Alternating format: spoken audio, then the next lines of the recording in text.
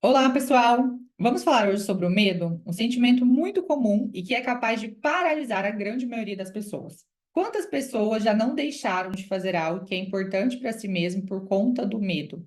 Muita gente. E por conta disso, a gente começou a interpretar o medo como uma emoção negativa. E tudo aquilo que é negativo, a gente tem uma tendência a evitar, a fugir. Ou seja, não queremos tolerar o desconforto, não queremos enfrentar certas situações.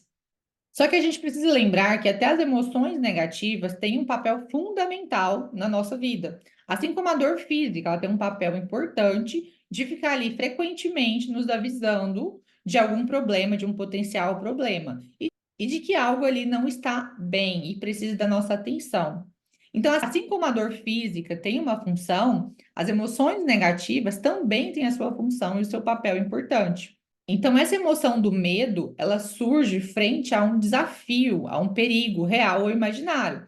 Assim como, por exemplo, a tristeza. A tristeza tem a função de te avisar que algo que é importante para você está faltando e que você precisa observar aquilo e buscar ânimo para resolver aquilo.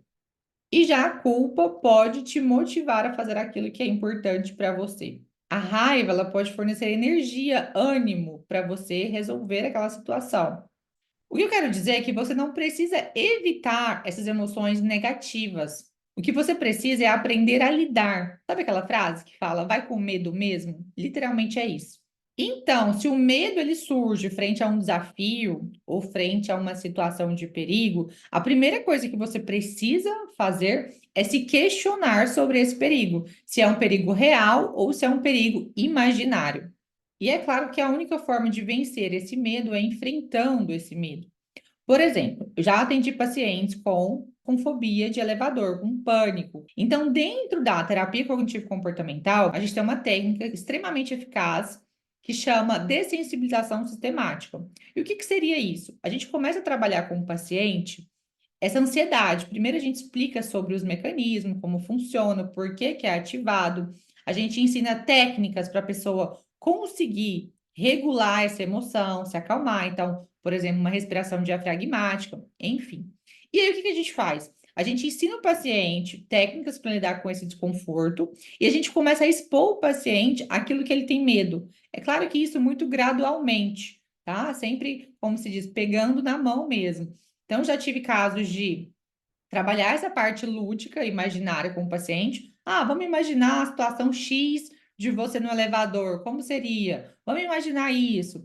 Até que depois a gente começa a ir para, de fato, a praticação. Então, já tive casos de subir e descer com o elevador, com o paciente no elevador, para que ali ele consiga ir perdendo o medo aos pouquinhos. Então, vamos subir 2 andares hoje, a gente desce.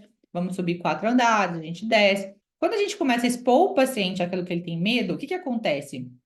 Ele começa a criar um novo repertório emocional. É como se eu entrei aqui no elevador, eu tenho pânico, medo, mas eu entrei e não deu nada.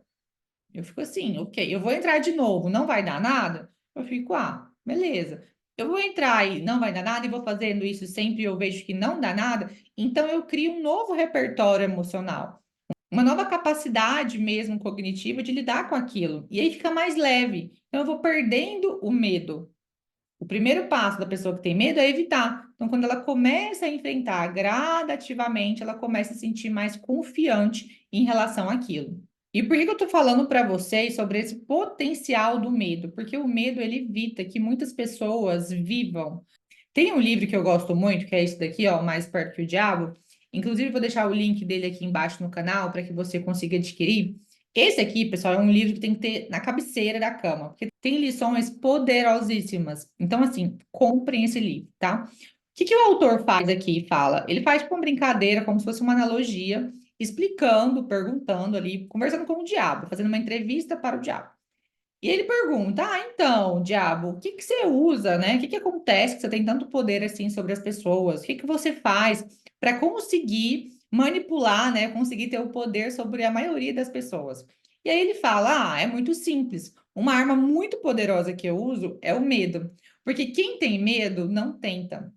E aí ele fala sobre alguns medos potenciais, como, por exemplo, o medo da morte, o medo da pobreza, o medo da crise financeira, o medo da doença, o medo da crítica. Enfim, ele vai falando sobre esses potenciais medos que acabam dominando todo tipo de pessoa. E aí ele fala também que uma das ferramentas poderosas que ele tem, mas que na verdade nem é dele, é que a grande maioria das pessoas não sabe a força que tem e muito menos o potencial que tem. E por isso vivem ali na média. Recomendo muito a leitura desse livro, eu gosto demais. É muito legal para a gente quebrar algumas crenças, alguns preconceitos, enfim, para a gente trabalhar a inteligência emocional, tá? Agora, se você é uma pessoa que sofre com medo intenso, é uma pessoa que evita viver, que evita lugares, que evita coisas por esse medo, por esse sofrimento, busque ajuda profissional. Existe, né, a terapia cognitivo-comportamental, que é uma abordagem padrão ouro, com evidência científica, com ótimos resultados acerca do medo, da fobia. Então, existe tratamento disponível para você. Então, espero que esse vídeo tenha te auxiliado, porém, não substitui o tratamento. Então, busque a ajuda de um profissional, ok? Espero que você tenha gostado desse vídeo, que tenha sido útil para você. Então, deixe seu like aqui, se inscreva no canal e fiquem por dentro, porque agora eu estarei mais vezes aqui neste canal. Um beijo.